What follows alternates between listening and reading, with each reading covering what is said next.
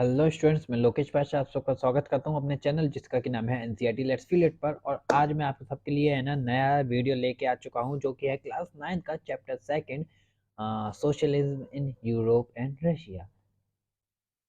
आज हम देखते हैं, तो हमने चैप्टर का नाम तो जान लिया। अब चैप्टर के बारे में हम ये जान लेते हैं कि हम इस चैप्टर में पढ़ेंगे क्या क्या। तो देखिए हम क्या क्या पढ़ेंगे इस चैप्टर के अंदर। हम पढ़ेंगे socialism in Europe and Russia. What we read in this chapter, in this chapter we can read about the Europe revolution and the what changes after the revolution। जो ये revolution हुआ था यूरोप के अंदर, इसके बारे में हम जानेंगे। और इसके बाद है ना, इस revolution के बाद क्या क्या है ना बदलाव आए थे यूरोप के, उसके बारे में भी हम इसी वक्त जानेंगे। हम इसके अंदर देखेंगे और कि रशियन रिवॉल्यूशन कैसे हुई थी, फिर रशिया के रिवॉल्यूशन को हम मेन टारगेट करके इसके अंदर के कुछ पॉइंट्स को देखेंगे, जो कि पॉइंट्स कुछ इस तरह से हैं। Before bloody Sunday, bloody Sunday जो 1905 में दोहरा मतलब 1905 में किया गया था राजा के द्वारा। राजा ने है ना कई लोगों पे गोलियां चलवा दी थी, तो ये ब्लडी संडे के नाम से जाना जाने लगा इस दिन को। तो ये ब्लडी संडे है ना, से पहले कैसा हाल था रशिया के अंदर उसको देखेंगे। About the first world war participation of Russia, Russia का पार्टिसिपेशन जो था, रशिया जो शामिल हुआ था फर्स्ट वर्ल्ड वॉर में, उसमें रशिया ने ऐसा है ना क्या क्या गवाया, क्या क्या पाया, क्या खोया क्या पाया तूने, वो सब जानेंगे। आगे हम देखेंगे about Bolsheviks, Vladimir Lenin and Menshevik. तो हम देखेंगे बोल्शेविक और मेंशेविक के बारे में कि ये लोग, ये जो ग्रुप्स बने थे बोल्शेविक और मेंशेविक, ये कौन थे, क्या क्या चीज थी इनके बारे में, क्या क्या हमें पढ़ने को मिला था इनसे। और फिर हम देखेंगे फेब्रुअरी रिवॉल्यूशन इन पेट्रोग्रेड। तो फरवरी में जो रिवॉल्यूशन हुआ था ना पेट्रोग्रेड में, तो उसमें है ना क्या क्या ऐसी घटनाएं हुई थी कि है ना वो रिवॉल्यूशन यादगार रखने लायक बन चुका है हिस्ट्री के पन्नों में, इतिहास के पन्नों में। अगला हम देखेंगे वॉल्शेविक वर्सेस प्रोविजनल गवर्नमेंट, इस जिसको हम है ना अक्टूबर रिवॉल्यूशन 1917 के नाम से भी जानते हैं। तो इसमें हमने देखा वॉल्शेविक वर्सेस प्रोविजनल गवर्नमेंट, जो इनकी सांप नेबलों की कुत्ते बिल्ली की लड़ाई हो रही है ना, उसको हमने इसमें देखेंगे। हम अगला देखेंगे आफ्टर अक्टूबर रिवॉल्यूशन, मतलब कुत्ते बिल्ली की लड़ाई के बाद है ना जो गंदगी हुई है उसको साफ कौन करेगा, ये सब हम आफ्टर अक्टूबर रिवॉल्यूशन के बाद देखेंगे। अगला हम देखेंगे इसमें ही सिविल वॉर, कैसे है ना सिविल वॉर है ना होती है, गृह युद्ध होता है, मतलब एक एरिया के अंदर ही कैसे है ना लड़ाइयाँ होती हैं उनके बारे में देखेंगे। हाँ, मन आ रहा होगा एवेंजर दी सिविल वॉर, हाँ बेशर्मो, इस वक्त भी वही देखना एवेंजर्स, वीडियो मत देखना। अगला हम देखेंगे इसमें सिविल वॉर के बाद, जो कि होगा हमारा after death of Lenin. Lenin की डेथ के बाद स्टालिन की एंट्री, जो कि एक डैशिंग एंट्री थी, तो उसके बारे में भी हम चर्चा करेंगे आगे के इस पूरे वीडियो में। अब देखते हैं पहले about the Europe revolution, Europe के रिवॉल्यूशन में जो कि व्हाट चेंजेस आफ्टर रिवॉल्यूशन, और है ना यूरोप का रिवॉल्यूशन जो हुआ और उसमें जो चेंजेस हुए उसके बारे में। तो इनके बारे में जानने के लिए सबसे पहले हमको तीन तरह की धारणा, तीन तरह की धारणाओं को समझना पड़ेगा। ये तीन तरह की धारणाएं कुछ लिबरल्स, रेडिकल्स एंड कंजर्वेटिव। ये लिबरल्स थे ना, ये those who wants equal rights for the capable mens, ये कहते थे कि मेंस को, ओनली मेंस को, ना कि वुमेन्स को, ठीक है ना। तो मेंस जो भी कैपेबल हैं, जो भी है ना जिनके पास दम है कि है ना वो कुछ कर सके, वो हिम्मत है कि है ना वो अपना नाम कमा सके, तो ऐसे मेंस को है ना राइट्स मिलने चाहिए, इक्वल राइट्स मिलने चाहिए। उनको नहीं जो कि है ना एक अमीर के घर में पैदा हो गए या फिर है ना एक राजा के घर में पैदा हो गए और फिर ये सोचते कि हम भी अब राजा बनेंगे, चाहे बैठे रहो चाहे कुछ करो या ना करो। तो ये चीज है ना इन लिबरल्स को बहुत ज्यादा चुभती थी, जैसे कि दिल में है ना वो कंकड़ जैसा लगता था कि है ना हाय रे मेरा दिल तोड़ गई ऐसी फीलिंग आती थी इनको ये बात याद करके। और अगला हम देखेंगे radicals, those who wants to change all at once. इनका सीधा सा हाल था, मेरे को तू छोड़ के गई मैं तुझे भूल जाऊंगा, भाग यहाँ से, ठुकरा के मेरा प्यार, अब तू मेरा इंतकाम देखेगी इनकी सोच ये थी रेडिकल्स की, कि अचानक से है ना सब कुछ बदल जाना। जैसे कि वो होता है ना, रात को दूध जमाया, दूध में चिल मतलब पिल पिल जैसे दो तीन बार आवाज करी और है ना दूध जमाने के लिए रख दिया आपने, और सुबह देखा वो दूध बन गया दही। तो इनका भी यही हाल है, ये रात को सोते वक्त कहते थे अगले दिन हमें सब कुछ चेंज मिले, जिन हमारी इच्छा पूरी करना, आजाद जानी जिन। तो ऐसे करके ये है ना अपनी इच्छा पूरी कराने की सोचते थे, लेकिन सुबह बेचारों को वही निराश हाथ पड़ती थी। अगले देखते हैं हम कंजर्वेटिव। कंजर्वेटिव को अरिस्टोक्रेसी भी कहा जाता है, क्योंकि कंजर्वेटिव में वह लोग थे जो कि ज़्यादा मतलब जो है ना राजा के परिवार से संबंधित थे, जो कि चाहते थे कि है ना राजशाही तंत्र चलता रहे, राजा चलता रहे, इसके मंत्री वगैरह कुछ ऐसे लोग कंजर्वेटिव में थे। और ये लोग चाहते थे कि कुछ भी चेंज ना हो, और अगर बाई चांस चेंज हो भी तो इन्होंने चेंजेस तभी माने थे जब है ना इन्होंने नेपोलियन का केस देखा था। नेपोलियन का केस 1815 की वाटरलू की लड़ाई याद है ना। हाँ, तो ये सब जब हुआ था ना, तो इसके बाद ही इन्होंने माना था कि यार अब तो चेंज होने चाहिए, थोड़ा बहुत ही चेंज होना चाहिए, लेकिन होना तो चाहिए। कहाँ गया, इधर आ।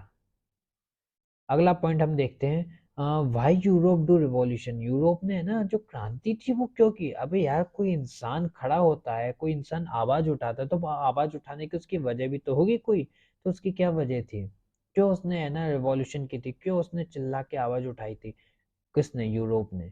Because of the liberals and radicals wants to abolish monarchial system. जो है ना लिबरल्स और रेडिकल्स थे ना, वो मोनार्कियल सिस्टम मतलब कि फ्यूडल सिस्टम, मतलब राजशाही तंत्र को मिटा के हटाना चाहते थे। जैसे कि जो पेड़ ने जड़ें है ना अपनी चारों तरफ फैला दी है, जैसे कि एक पीपल का पेड़ है वो अपनी जड़ें पूरे घर में फैला देता है ना, उस तरह से पूरे यूरोप में, यूरोप ही नहीं पूरे पूरे के पूरे वर्ल्ड में ऐसे ही मोनार्कल सिस्टम की पावर का झंड ऐसे जड़ें फैल चुकी थी। तो उस जड़ को निकालने का काम कर रहे थे लिबरल्स और रेडिकल्स। ये चाहते थे कि राजशाही तंत्र को मिटा दिया जाए। आफ्टर 1815 जब ये बात उठाई थी ना लिबरल्स ने और रेडिकल्स ने, तब है ना 1815 के बाद एक इंसान था जिसका नाम था गिज़ेपे मैज़ीनी। ये बहुत फेमस इंसान है, इसके बारे में आप आगे 10th में भी पढ़ोगे, बहुत अच्छे से डिटेल में पढ़ोगे इसके बारे में तो आप 10th में। तो गिज़ेपे मैज़ीनी एक इटालियन नेशनलिस्ट है, और इसने है ना कई लोगों को, जो इटली में रहने वाले लोग थे ना, उनको बनाया कि भाई आप लोग हमारे साथ आओ, और हमारे साथ मिलकर ये जो अभी बातें हो रही है ना कि हम राजशाही तंत्र को मिटा सकते हैं, उसमें काम करें। तो इस चीज़ में हम काम करते हैं, साथ में मिलके काम करते हैं, चलिए हमारा साथ दीजिए, हम आपके साथ हैं, तुम हमें खून दो हम तुम्हें आज़ादी देंगे, ऐसा नारा था कुछ इनका। मजाक कर रहा हूँ, कोई ऐसा नारा नहीं था इसका इनका। अगला पॉइंट हम देखते हैं, कार्ल मार्क्स। कार्ल मार्क्स के बारे में हम जानेंगे। ये कार्ल मार्क्स कुछ ऐसे इंसान थे जिन्होंने है ना कुछ अलग ही बीज मतलब ये चाहते थे कि ऐसा ऐसे लोग वो होने चाहिए, ऐसी सोसाइटी एक होनी चाहिए जिस सोसाइटी के अंदर है ना लोग इकट्ठे हों, और इकट्ठे होकर ये है ना जितना भी काम करें वो एक दूसरे की मदद के साथ करें, एक दूसरे की मदद करें, और साथ ही साथ में जितना भी इनको है ना अर्निंग हो, प्रॉफिट हो, लाभ हो, उस लाभ को है ना सब एक इक्वल वेटेज के हिसाब से बांटें एक दूसरे पर। अगला पॉइंट हम देखेंगे, इन सबको वैसे जो ये सोसा एक ग्रुप था ना जो एक साथ काम करने का और है ना प्रॉफिट को बांटने का, ये ग्रुप को है ना कोऑपरेटिव नाम से जाना जाता है आज के वक्त में भी। फिर अगला पॉइंट हम देखते हैं, socialist and cooperative made an unity group and fix the working हार एंड लेवरेज। जो सोशलिस्ट थे और कोऑपरेटिव थे सॉरी, जो सोशलिस्ट थे और कोऑपरेटिव्स थे ना, इन्होंने अपना खुद का एक है ना ग्रुप बनाया था। तो ये ग्रुप जो था इनका मेन टारगेट था कि है ना जो वर्किंग हावर्स है और लेवरेज है, मतलब कि जो है ना उनको मिलती थी वेजेस या सैलरी, उसको है ना फिक्स कर दी जाए। Fix the working hour and leverage, fix कर दिया जाए इनको कि है ना जो भी ये काम करेगा उसको 50 रुपए से ज़्यादा या 100 रुपये, मतलब 50 रुपए से कम या 100 रुपए से कम नहीं होंगे, और जो भी ये काम करेगा ना उसको 10 घंटे ही काम करना है, 10 से ज़्यादा नहीं होंगे, ऐसा कुछ। फिर हम देखते हैं, they all work together for abolish the feudal system. इन सबका मेन उद्देश्य था कि फ्यूडल सिस्टम को कैसे हटाया जाए। अगला पॉइंट, ये आपको मैंने जो मैं एक पाई चार्ट दिखाया है ना, इस पाई चार्ट में मैं आपका मेन डायरेक्शन ऐसा लाना चाहता हूँ कि जो भी ये है ना रिवॉल्यूशंस को हम पढ़ते हैं, ये सब रिवॉल्यूशंस यूरोप में से शुरू हुई।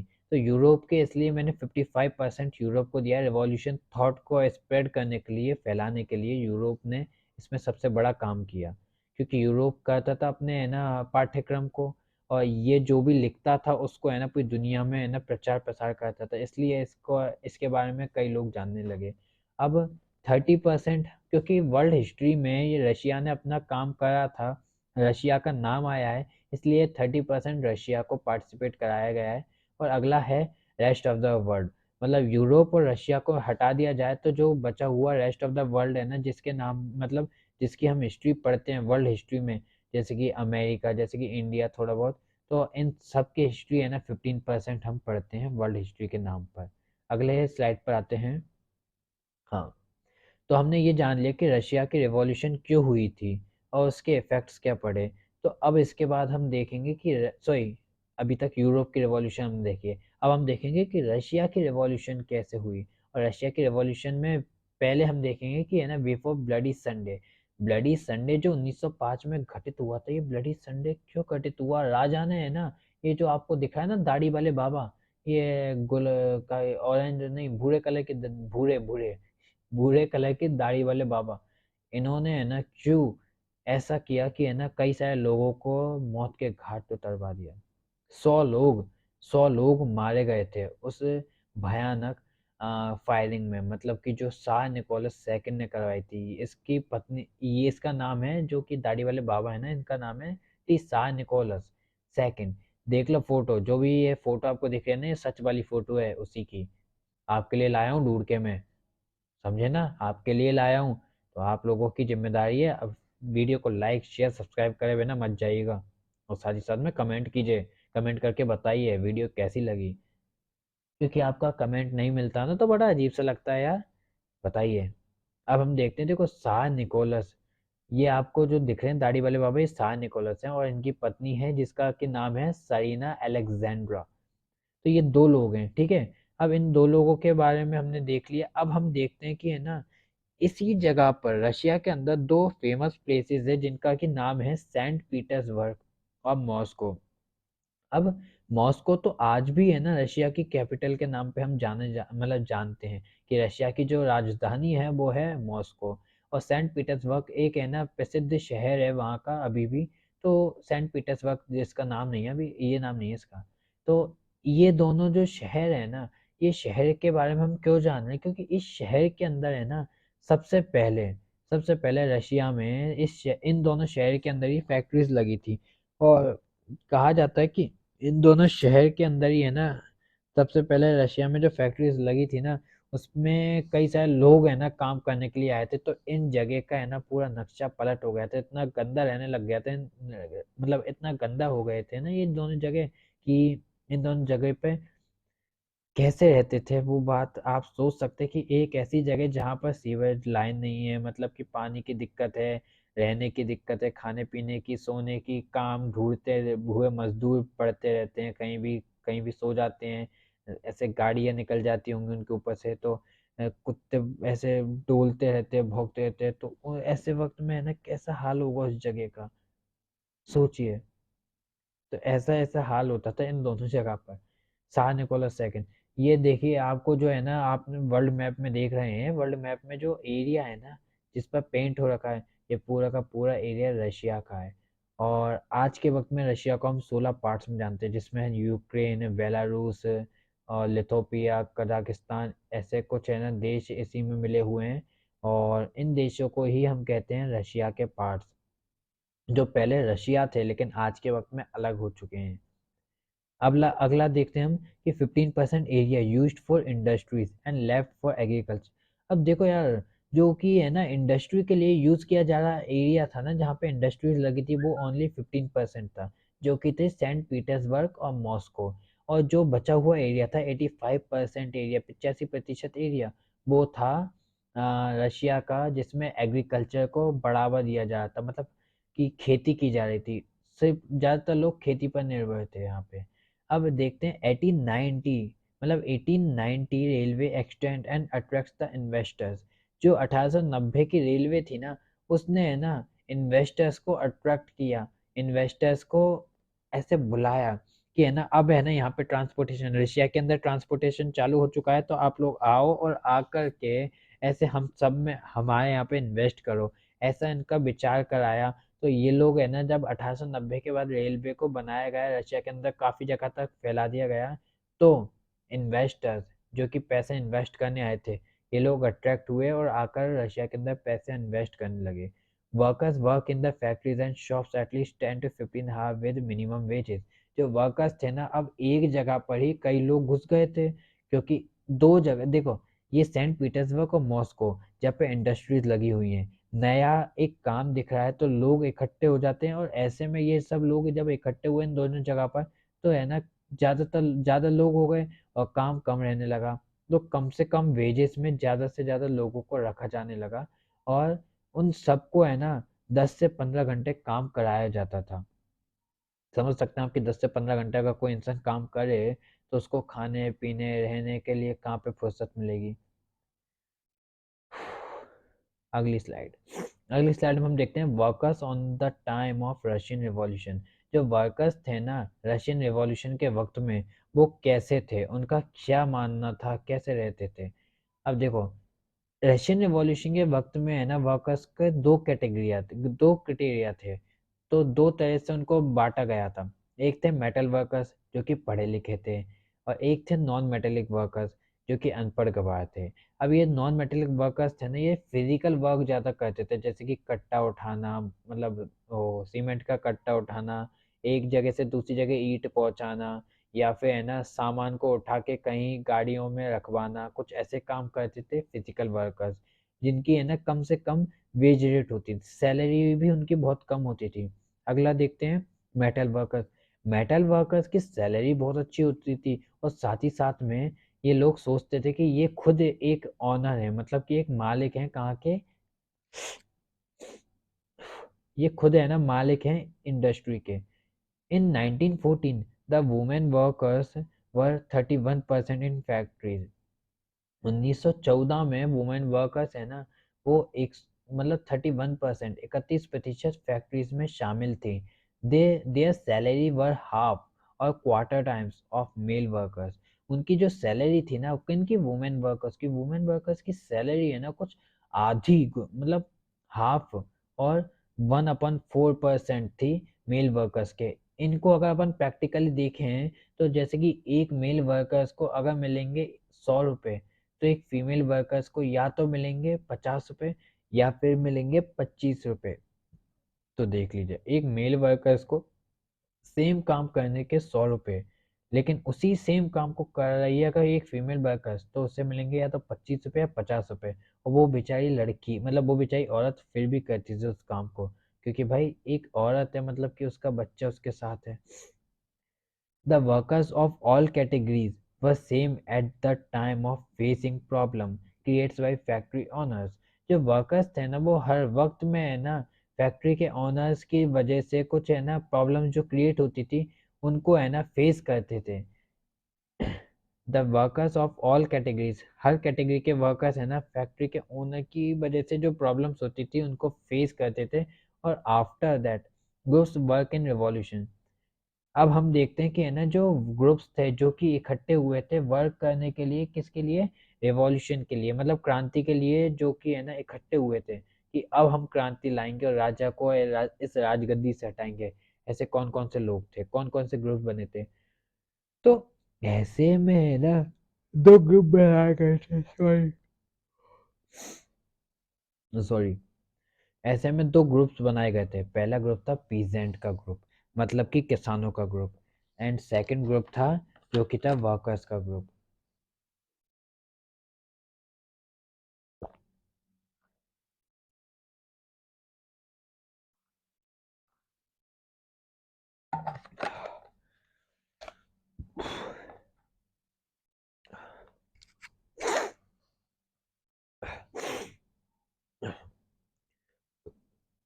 हाँ, थोड़ी यार नींद आ रही है, चलो ठीक है कोई नहीं। पहला था पीजेंट ग्रुप, जो कि है ना मेंशेविक के नाम से जानते हैं। ये ग्रुप है ना किसानों का ग्रुप था। दूसरा था वर्कर्स ग्रुप, जो कि वॉल्शेविक के नाम से हम लोग जानते हैं। तो है ना वॉल्शेविक के ग्रुप को का जो मेन लीडर था वो थे व्लादिमीर लेनिन। और जो पीजेंट्स का ग्रुप था ना, ये पीजेंट्स के ग्रुप का कोई मेन लीडर नहीं था, ये ग्रुप है ना अपने आप ही बना दिया गया था कि है ना आप बन मतलब आपका सीधा सा बन जाओ और है ना एक साथ में काम करो। आपका कोई एक लीडर नहीं है, कोई आप पे दोस्त नहीं जमाएगा, कोई आपसे नहीं कहेगा चल सीधा नहीं चाबुक मारूंगा, ऐसा कोई नहीं कहेगा आपसे। आप बस काम करो और साथ में मिलके काम करो। ये थी पीजेंट्स ग्रुप की मेंशेविक की सोच। तो देखिए, Russian peasants were differ than the European peasants. जो रशिया के पीजेंट्स थे, किसान थे, वो है ना अलग थे यूरोपियन किसानों से। कैसे अलग थे? दे रिफ्यूज टू पे रेंट ऑफ द लैंड। ये है ना लैंड के जो रेंट थे, मतलब कि जो एरिया होता था जिस पे खेती करने के लिए है ना कुछ लैंड ओनर देते थे इनको, वो एरिया पर अटैक, मतलब उस एरिया का रेंट है ना, रेंट भी पे नहीं करते थे लैंड ओनर्स को। कौन? रशियन पीजेंट्स, रशिया के किसान। और मर्डर द लैंडलॉर्ड्स। जो है ना किसान थे ना ये रशिया के, ये लैंडलॉर्ड्स को मार डालते थे, जान से मार डालते थे। 1832 तक तो ये केस कुछ ऐसा हो गया था कि है ना पूरे के पूरे रशिया के अंदर पूरा रशिया इस केस की वजह से भुगतने लगा था कि है ना जो रशिया के पीजेंट्स है, जो मतलब रशिया के जो ये लोग हैं किसान हैं, ये है ना लैंडलॉर्ड्स को मार डालेंगे। इतना ज़्यादा बढ़ चुका था कि लैंडलॉर्ड्स इस वजह से डर के मारे अपने आप ही है ना अपने खेतों को छोड़ छोड़ के भागने लग गए थे। अगला, Russia Russian peasants give their lands to the commune Mir. They divide the lands. Russia के पीजेंट्स में है ना, जैसे कि एक 100 लोगों का जैसे अपन ने ग्रुप बना दिया, उस ग्रुप में है ना कोई एक इंसान होता था जिसको कम्यून कहा जाता था, मीर कहा जाता था। जैसे कि राजा का नाम शाह निकोलस है, लेकिन गद्दी किसकी है? राजा की। तो कहेंगे क्या? राजा साहब। तो ऐसे ही एक कम्यून नाम से एक इंसान था, मीर जिसको कहते थे। तो इस इंसान को है ना ये जो भी रशिया के किसान हैं वो अपना अपनी जमीन दे देते थे। They divide the lands. ये है ना लैंड्स को है ना डिवाइड करता था। अब ये लैंड्स को डिवाइड ऐसे करता था कि जैसे कि किसी घर में है ना 10 लोग हैं तो उसको है ना उस हिसाब से है ना लैंड्स दे दी जाते थे कि है ना तुम है ना इतने गज का संभालोगे, तुम ज्यादा लोग हो तो तुम्हारे लिए ज्यादा गज का संभालने के लिए दिया, जहाँ पे कम है वहाँ पे कम गज के संभालने के लिए दे दिया। तो ऐसे न तैसे ये मीर बांट देता था। They made their groups called as socialist revolutionary party. ये जो थे ना ग्रुप, इनको है ना कहा जाता था सोशलिस्ट रिवॉल्यूशनरी पार्टी। और इसके नाम पर जो ये दे मेड दियर ग्रुप्स, इन्होंने अपना जो ग्रुप बनाया था ना उसका नाम था सोशलिस्ट रिवॉल्यूशनरी पार्टी। जो आपको याद रखने की ज़्यादा कोई ज़रूरत नहीं है, क्योंकि आपसे कहा जाएगा ना तो यही कहा जाएगा मेंशेविक्स कौन थे, तो वो पीजेंट्स थे। Party should be open for all.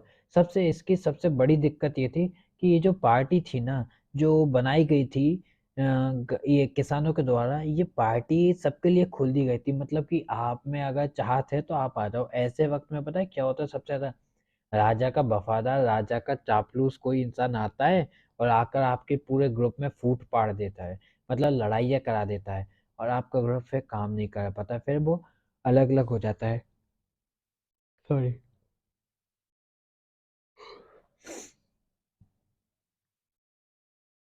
अब वर्कर्स ग्रुप के बारे में जानेंगे। आपको एक बात बतानी थी, वो बाद में बताएंगे, चलो छोड़ो। अभी अपन वर्कर्स ग्रुप के बारे में जानेंगे। तो देखो वर्कर्स ग्रुप जो कि हम वॉल्शेविक के नाम से जानते हैं। अब वॉल्शेविक का जो वर्कर्स ग्रुप है इसका जो हेड था, वो हेड का नाम था व्लादिमीर लेनिन। व्लादिमीर लेनिन ने है ना फेल्ट की थी that peasant are not united group. जो पीजेंट्स है ना वो एक यूनाइटेड क्रिएचर ही नहीं है। ये लोग है ना कई कई डिस्क्रिमिनेशन से बटे हुए हैं, कई तरह की बातों से इनको है ना अलग अलग करा जा सकता है। तो इनकी अलग अलग होने की वजह से ये एक साथ तो काम कर ही नहीं सकते। ऐसी ऐसी बात कही थी किसने? ऐसी ऐसी बात कही थी व्लादिमीर लेनिन ने। अब ये लेनिन साहब ने है ना इन बातों के साथ साथ ये कहा था कि है ना कुछ इसमें अमीर हैं, कुछ इसमें गरीब हैं, कुछ इसमें ऐसे पीजेंट्स हैं, मतलब ऐसे किसान हैं जो कि अपनी जमीन पर मतलब दूसरे लोगों को काम कराते हैं, और कुछ ऐसे हैं जो कि दूसरे की जमीन पे जाते हैं जिनके पास खुद की जमीन नहीं है, इसलिए वो दूसरों की जमीन पे जाते हैं और काम करते हैं। अगला देखते हैं factory workers work in the Bolsheviks. जो फैक्ट्री वर्कर्स थे ना वो वर्क करते थे, वो काम करते थे वॉल्शेविक्स के लिए। अब factory workers work in the Bolsheviks, Bolshevik की इस ग्रुप में है ना फैक्ट्री वर्कर्स काम करते थे। एंट्री विद द क्वालिटी, इसमें सीधी सी कंडीशन ये थी, अगर आप में कोई क्वालिटी है तो आपको हम लोग एंटर करेंगे अपने ग्रुप में, अगर आप में क्वालिटी नहीं है तो आपको एंटर नहीं किया जाएगा वॉल्शेविक के ग्रुप में।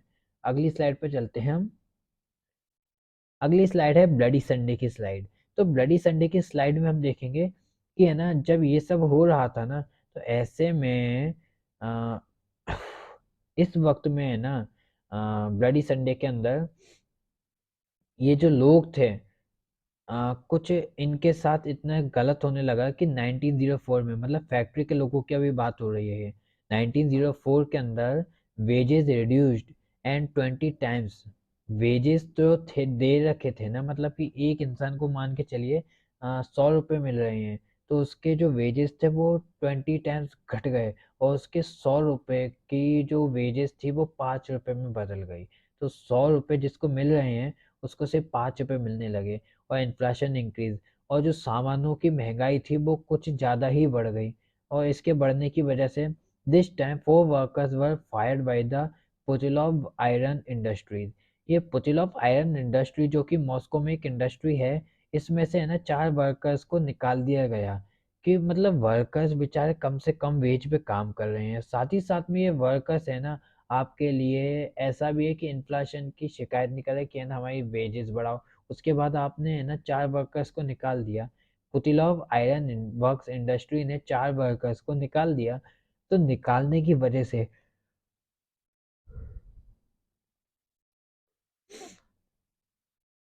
जिनको निकालने की वजह से, और जो भी मेटेलिक नॉन मेटेलिक जो वर्कर्स थे वो सब इकट्ठे हुए, और ये 4 लोगों के साथ साथ 1,10,000 workers in Petersburg sit for the strike. 1,10,000 workers जो थे, काम करने वाले मजदूर मजदूर जो थे ना, वो सब है ना एक साथ इकट्ठे हुए, और इकट्ठे होके इन सब ने है ना पीटर्सबर्ग में इकट्ठे होके पीटर्सबर्ग में स्ट्राइक करी, लड़ाई करी, मतलब एक तरह से है ना अनशन किया।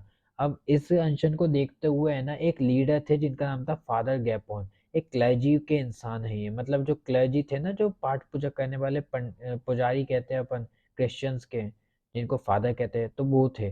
फादर गैपोन ने इन सबसे कहा, इस पूरी भीड़ से कहा जो 1,10,000 की भीड़ थी, कि है ना आप लोग ऐसे बैठोगे कुछ मतलब नहीं है। राजा कहाँ पे है? राजा विंटर पैलेस में। विंटर पैलेस कहाँ पे? विंटर पैलेस है लेफ्ट साइड में, किसके? नेबा नदी के लेफ्ट साइड में। तो हम है ना नेबा नदी को पार करके चलते हैं, और देखते हैं, राजा से बातचीत करते हैं। तो father Gapon work as a leader and go to the Winter Palace. Father Gapon एक लीडर की तरह खड़े हुए, और उन्होंने इन 1,10,000 लोगों को खड़ा किया, और विंटर पैलेस की तरफ कूच कर दी। किंग और मतलब इसके बाद है ना कुछ ऐसी कहानी की है ना, जब राजा के पास ये लोग पहुंचे, तो राजा ने कहा भाई हमारे यहाँ पे आप कैसे आए हो बिन बुलाए बाराती? हमने तो बुलाया नहीं, तो भाग जाओ यहाँ से। जब है ना राजा से है ना फादर गैपोन ने बात रखी कि इन लोगों को ये चाहिए, कुछ ऐसी ऐसी शिकायतें इनकी, इनको बस इतना सा चाहिए कि आप है ना जो मजदूर हैं, इन मजदूरों का समय एक निर्धारित कर दे, 10 से 12 घंटे बहुत होता है सर, आप इतना समय करा दीजिए। और साथ ही साथ में इनकी जो वेजेस हैं, जो इनको सैलरी मिलती है वो बहुत ही कम है, तो उस सैलरी को भी बढ़वा दीजिए। क्योंकि इनको एक मतलब जिस काम के इनको 100 रुपये मिलते थे, वो उसके अब से 5 मिलने लगे हैं। इस वक्त में सर इन्फ्लेशन बढ़ चुका है, तो ये इन्फ्लेशन बढ़ने की वजह से जो इनको 100 रुपये थे वो 120 रुपये के आसपास मिलने चाहिए, तो आप ऐसा कुछ करा दीजिए। ये सब बातें रखी गई थी किसके सामने? राजा के सामने। राजा कह रहा है मारो इनको, मारो, भगाओ इनको। अब राजा ने अपने सैनिकों को ऑर्डर दे दिया। अपने सैनिकों को ऑर्डर देते ही इनके सैनिक ने, राजा के सैनिक ने है ना गोली वाली चला दी, अब फायरिंग कर दी। उस फायरिंग में है ना 300 लोग तो इंजर्ड हो गए, और 100 लोगों की जान चली गई। King orders to shoot there There 100 workers killed and 300 were injured। जो 300 लोग थे ना वो इंजर्ड हो गए, और 100 लोग मारे गए। किसमें? राजा ने जब फायरिंग करा दी उसके बाद, after bloody Sunday. Bloody Sunday के बाद क्या होता है? अब ब्लडी संडे के बाद कुछ ऐसा हो रहा था कि आफ्टर द रिवॉल्यूशन इन 1905 शाह Nicholas second accept the made. मतलब ये सब घटना हुई ना, तो है ना शाह निकोलस सेकंड ने जान लिया कि यार ये घटना की वजह से लोग इकट्ठे हो जाएंगे, और इकट्ठे होकर ये है ना मेरे को फिर चुनौती देंगे, और मुझे चुनौती दे करके ये यही करेंगे कि है ना अब राजा को हटाया जाए। तो ऐसी सब चीज़ें ना हो इसके लिए इसने है ना 1904 में इस घटना के बाद इसने शाह निकोलस सेकंड ने एक्सेप्ट कर ली कि हाँ, आप लोग आओ अपनी खुद की पार्टी बनाओ। अब इसने है ना उस पार्टी को एक तरह से मंजूरी दे दी। इसने खुद ने है ना उस पार्टी को है ना असेंबल किया और उसका नाम रखा ड्यूमा, जो कि ड्यूमा आज मतलब ड्यूमा है ना जैसे हमारे भारत में लोकसभा वगैरह है ना, लोकसभा, राज्यसभा, विधानसभा, विधान परिषद ये हैं, ऐसे ही है ना ड्यूमा रशिया के अंदर बनाई गई थी। तो ये रशिया के अंदर जो ड्यूमा बनाई गई इसमें tsar निकोलस सेकंड ने दिमाग लगाया और उसने दिमाग लगा के कुछ ऐसा किया, he dismiss the Duma in 75 days. इसने पहली जो ड्यूमा बनाई थी उसमें सब तरह के लोग थे, तो इनकी इसकी नीति ये थी कि है ना लिबरल्स, रेडिकल और कंजर्वेटिव तीनों को रखा जाए।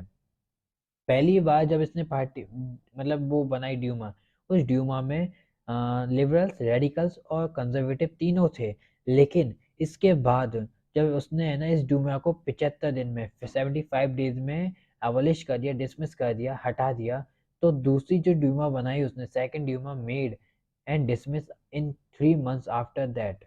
तो उसने है ना जब दूसरी ड्यूमा बनाई, वो ड्यूमा 3 महीने तक उसने डिसमिस करी, मतलब 3 महीने तक उस ड्यूमा को रहने दिया और 3 महीने बाद उसे भी डिसमिस कर दिया। अब उस ड्यूमा में थे कंजर्वेटिव और लिबरल्स। आखिर में जब उसने थर्ड ड्यूमा बनाई, तीसरी ड्यूमा बनाई, उस तीसरी ड्यूमा में ओनली ओनली ओनली कंजर्वेटिव को उसने छुपा के, मतलब कि है ना लोगों की आंखों से बचा के कि है ना सिर्फ कंजर्वेटिव इस ड्यूमा में काम करते हैं, ऐसा लोगों की आंखों से छुपा लिया और कंजर्वेटिव को थर्ड ड्यूमा में पार्टिसिपेशन करा दिया खुलेआम।